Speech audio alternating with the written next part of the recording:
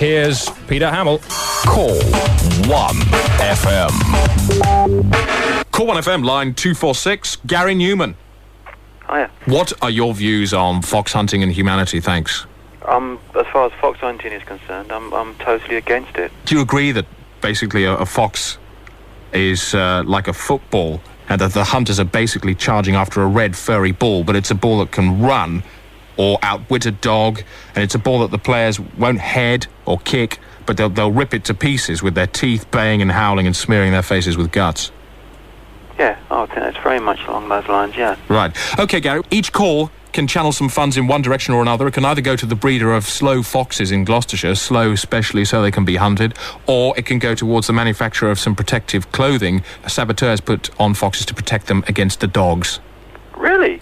I didn't know there was any... Oh, well, it goes for the foxes then. It goes for the fox... What, the protective clothing? To protect the foxes, yes, absolutely. I didn't know there was any such thing. Yeah, it's kind of a little jacket made out of canvas. It's very much like the kind of jacket that people use when they're cutting up wood with a chainsaw.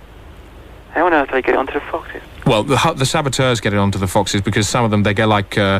people tickle trout. Have you ever come across that? I have heard of that. You know what happens there? No. You put your hand in the river and you stroke the fish in the same way as the current of the water. Yeah. And so the fish doesn't actually notice the hand is touching it, and then you can just flip it out of the water with your hand. Oh, really? It's an extraordinary thing. People can do that with foxes.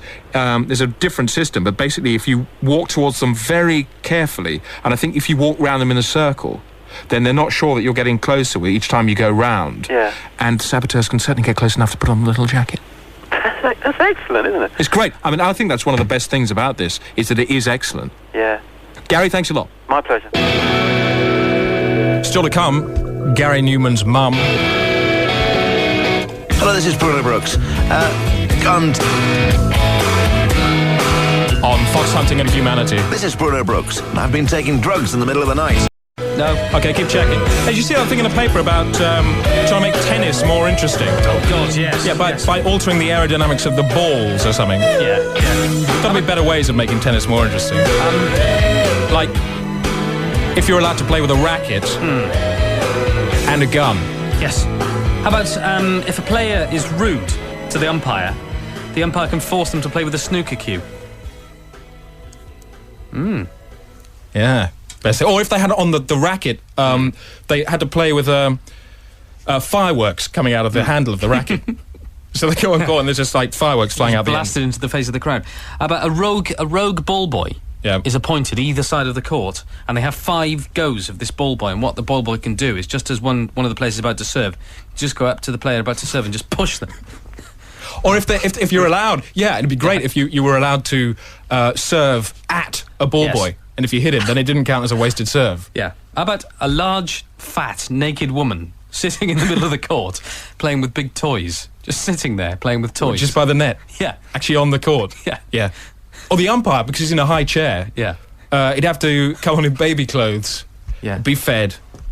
And could he go like, 11:40? Yeah. Yeah, as long as he was understood, yeah. Right. How about big traps under the court? Like on a stage? So you'd have like grass turfs in the area, and you wouldn't know, and all of a sudden so basically sort of somebody runs forward to serve and they just disappear into the ground. Because you can operate it. Yeah. Or someone on your trainer can operate it. Or a circular tennis court. Good idea. What, with the circular net? In the middle? Yes. Or around them? No, in the middle. In the middle? What, like those little cages they like have a tree guard. Yeah. Very good.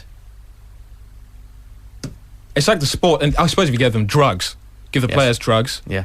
Because it's like the British athletes, all the names are coming out, the British athletes who use drugs. If they were allowed to use drugs, I mentioned this before, but if they were allowed to use drugs, you could have brilliant events like the hop, skip and marathon. How about Coke, right? They give them Coke at the beginning of the at the marathon. And so they've all taken a line of Coke, and then they just start running like hell. So after about 100 metres, they all just collapse. But they all sprint off on the marathon. Or the hallucinating hurdles. It's just a straight track. Yeah. And they give them all a drop of acid. And they say, okay, this track is covered in hurdles. Yeah. And then you just watch all these men running around and leaping over things that they can see that you can't. Of course, they have in the Olympics, they have horse events anyway, don't they? Horse, you mean... They have...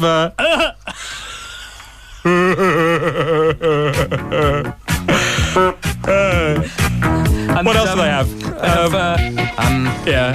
In the Winter Olympics, they have snow.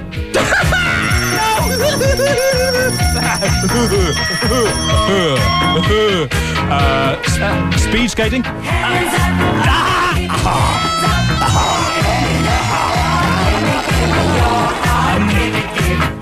High jump. High.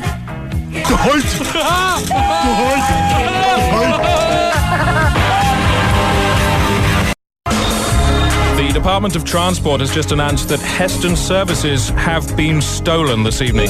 Police launched an emergency search at 4 o'clock this afternoon after being phoned by a stunned motorist who had pulled off the motorway for petrol and found himself driving around on a large patch of bare earth. An angry Heston bigwig says the police could have saved his station. As early as yesterday evening, we were reporting the loss of a refreshment area, but no one would listen, he stormed. Heston is the 5th service station to have disappeared in the last fortnight, and motorway detectives fear this could be the work of international forecourt hustlers who export complete, fully staffed garages for installation in foreign deserts. Police say they have no idea how the thefts were achieved, but several witnesses remember seeing a man in overalls working his way around the edge of the site with a pair of scissors. Paul! Yeah. You've got them? Yeah, I've got them, Chris. 3? All 3. OK, we'll hear those in a minute. Meanwhile, Call 1FM with Peter Hamill. Call 111 FM.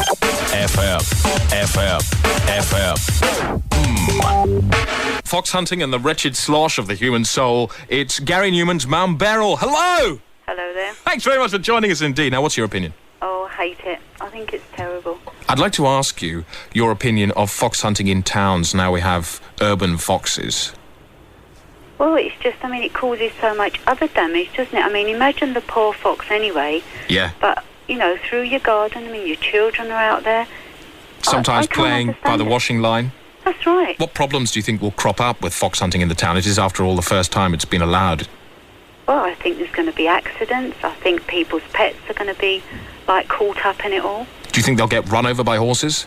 Oh, I do. I think, it's got to, isn't it? Because they just really go...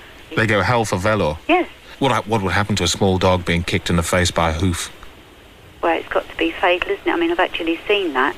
Would you be prepared to run around with a syringe putting a little animal like that out of its misery if it had been run over by a hunt? I think I'd do whatever I could to try and save it, but I suppose in the end of the day, yes, I would if it stopped its suffering. Right, so if Keith Chegwin gave you a syringe, you would put that dog out of its misery? It would take a lot of courage, but I think, yes, I would. You would? You'd hold your breath and do that? Yes. Obviously, fox hunting would not be so bad if the fox were bigger. Yes, I don't think that perhaps the hounds would be so quick to go after it. What about if it was the size of a cow? It's got to help, hasn't it? Beryl, thanks a lot. You're welcome. Bye-bye. Thank you, bye-bye. Up next, Paul Garner with childish announcements. Paul. Yeah, hi. A horrible great cyst you've got there on your stomach. Yeah, Weeping boil. Yeah, it's bubonic plague. unfortunate bubonic plague. How long have you got? Probably about 24 hours. Just while you got these in then? Yeah, got them all. So you got them all? You got 3? Yeah, another successful mission out there. Nice one. Okay, so the first Tanno announcement you got read out at Heathrow was... Mr. fucking bus. As in... Mr. fucking bus. It left the stop just as you were coming up. Yeah. Mr. Fagenbus recently arrived from Stockholm. Please go to the meeting point. Mr. Fagenbus, please go to the meeting point. She's very mature. She was a nice woman. Which helps. Okay, number 2. What was the separation between these? How long? Yeah. Oh, minutes. Minutes later, she said... Parlov Dagsmark. Parlov Dagsmark, please contact airport information. Parlov Dagsmark, please contact airport information for a telephone call. Okay, so when you gave this to her, she just said, yes, sir, yes, Parlov Dagsmark. She wrote it down, repeated it, and then went straight to the microphone. And number 3... You revolt me. She bought that. She said, you revolt me. You revolt me. You revolt me. Recently arrived in Egypt Airport Cairo. Please contact airport information to take a telephone call. Thanks, Paul. Thanks, Chris. Can we finish with that noise? What, this? Yeah. Okay, anything else? Okay, so what we'll finish with, Keith Richards falling over in a recording studio, followed by that noise.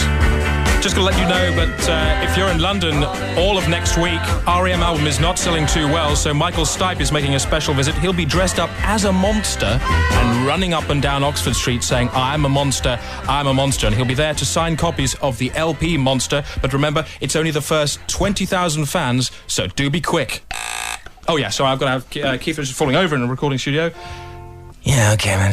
Oh, shit. Yeah. That'll do. Thank you. Do that again. That's it.